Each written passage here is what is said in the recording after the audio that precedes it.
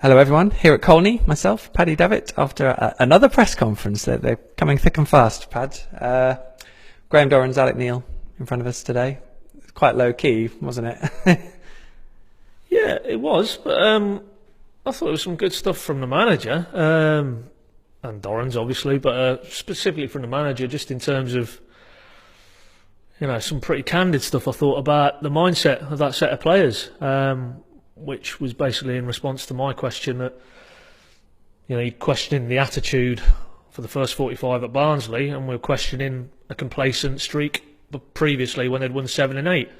What is it with this set of players? Why is that an issue with this set of players? You've been relegated, majority of them. You're Championship players now, and to be fair, he didn't dead bat it. He basically felt there was an arrogance to this set of lads, which is fairly damning, I would suggest. He qualified a bit later that maybe arrogance is a strong word. Maybe it's overconfidence. And of course, you want them to go out and be confident and believe in their own ability that they are good players and to express themselves and show that. But if that is the case, then we shouldn't be here chatting and asking the people who matter about 1 win in 8, 1 win in 9. There's something fundamentally wrong, and I think we all agree, and we saw it graphically at Barnsley, that it's an unwillingness or a reluctance to do the hard stuff, to do the, let's be honest, the dirty type of the game, the hard yards, the energy, the passion, the work rate, the energy, the endeavour, rather than what seems to be the case. We're good players, we'll just turn up here and we'll just roll these teams over. If they haven't already learned that by now, then, it's as I say, it's doesn't reflect well on those set of players, and to be fair, the manager acknowledged that today. I felt that's probably the first time we've had that. It sounds like there's been some tough talking since the final whistle Saturday, but we've been here before. What we hear is one thing, what we need to see is completely different, and I think it's safe to say there'll be some more of the shall we say, the muck and nettles type players on duty tomorrow rather than the technically gifted individuals.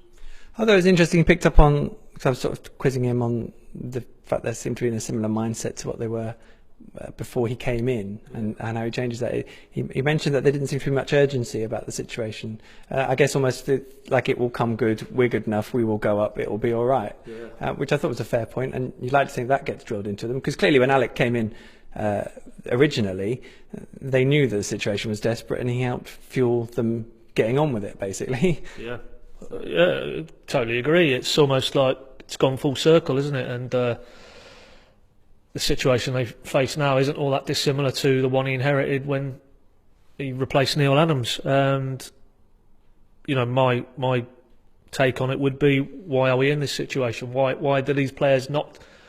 Because a lot of them, as I say, to repeat myself, were there 2 years ago, have been in the Championship before, know what it takes. Why is the penny now having to drop? I just find it staggering, really, that this set of players didn't already realise before a ball was kicked this season that this was going to be a very tough ask, and there was going to be no guarantees. And as they've shown now to this stage, you look at the table, you look at the points, the differences, the gap difference to the teams at the top end now, that they're leaving themselves so much to do that it's effectively is the situation inherited. But of course, massive difference is that it's the same guy who's been here for 2 years now. So he knows that was obviously one of the big subtext today. Is you don't get 2 results here at home in front of your home fans this coming week. That could be the end for him, and he knows that, and he's not shying away from that. But ultimately, he still believes he can turn it round, and it needs to start pretty sharpish. Just a bit of injury news. Louis Thompson's the only one who hasn't trained recently, so out of all the players who have been missing, Cameron Jerome, Stephen Naismith, Alex Tetty, I think the main one's Michael McGovern, those guys could possibly feature, but I get the impression that they've done some training, but not necessarily a lot, so we'll have to wait and see. Are they the cure pads to where Norwich find themselves? Well, if you're looking at we need more combative types, then you put Tete in that category. But I don't think there's too many who would disagree that he wasn't really at the races this season. So, albeit he wasn't the only one, not by a long shot. So I wouldn't automatically think that him returning to the fold is going to change things. I think Malumbu's key. We don't want to rehash everything that's been already said pre-Barnsley, post-Barnsley, but they looked a different side with him in it. So he needs to stay in the team for me. And Naismith's another one who doesn't look like he's probably done enough to.